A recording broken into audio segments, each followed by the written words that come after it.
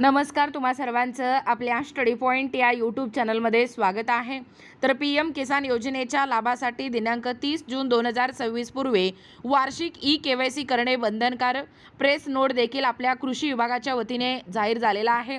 याबद्दल संपूर्ण सविस्तर प्रेस नोट काय सांगतोय ते संपूर्णपणे या व्हिडिओच्या माध्यमातून आपण जाणून घेणार आहोत।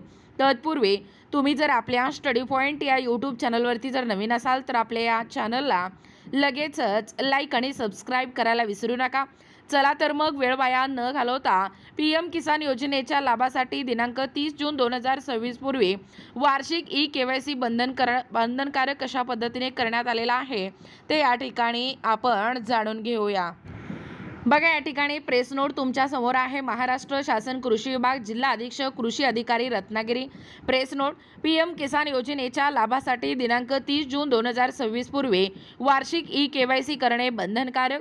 रत्नागिरी, प्रधानमंत्री किसान सन्मान निधी योजना, ज्याला आपण पीएम किसान म्हणतो, ही योजना दिनांक 24 फेब्रुवारी 2019 रोजी सुरू करण्यात आली असून पात्र शेतकरी कुटुंबांना दरवर्षी 6,000 इतकी आर्थिक मदत 3 समान हप्त्यांमध्ये दिली जाते।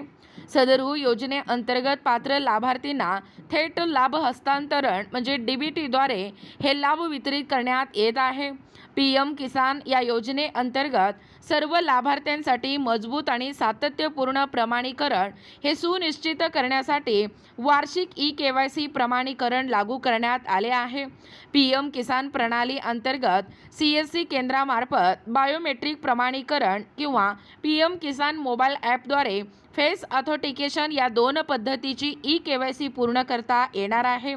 पीएम किसान योजनेच्या आगामी हप्त्यासाठी पात्र खऱ्या लाभार्थ्यांची वेळेत पात्रता किंवा सुनिश्चित करण्यासाठी आणि नियोजन पद्धतीने 100% उद्दिष्ट साध्य करण्यासाठी चालू वर्षासाठीची वार्षिक ई-केवायसी येत्या दिनांक 30 जून 2026 पूर्वी पूर्ण करण्याबाबत राज्य शासनाने निर्देश दिलेले आहेत। केंद्र शासनाच्या या निर्देशानुसार पीएम किसान योजनेचा लाभ हे केवळ खऱ्या व जिवंत लाभार्थ्यांपर्यंतच पोहोचवण्याकरिता केंद्र शासनाने सर्व पीएम किसान लाभार्थ्यांसाठी वार्षिक ई-केवायसी प्रमाणीकरण पूर्ण करणे बंधनकारक केलेले आहे। पीएम किसान प्रणाली अंतर्गत सामायिक सुविधा केंद्र, ज्याला आपण सीएससी म्हणतो, या केंद्रामार्फत बायोमेट्रिक किंवा प्रमाणीकरण किंवा पीएम किसान मोबाईल ॲपद्वारे फेस ऑथेंटिकेशन या दोन पद्धतीची ई-केवायसी प्रमाणीकरण करावे।